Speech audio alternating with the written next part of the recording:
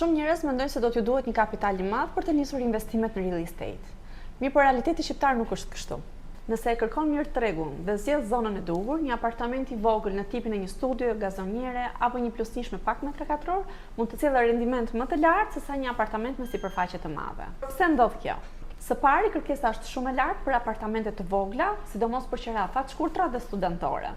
Së dyti, qiraja është më lartë për metër katror në këto tipe apartamentesh, duke marrë parasysh që sipërfaqja është e vogël. Së treti, investimi është më i lartë, ama kthimi i investimit është më i shpejtë.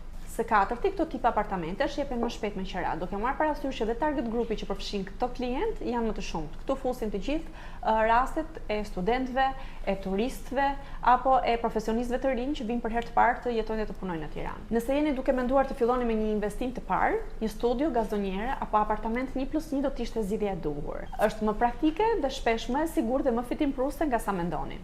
Jam këtu t'ju tregoj mundësitë që do t'ju sjellin fitim maksimal me një investim fillestar minimal. Më kontaktoni.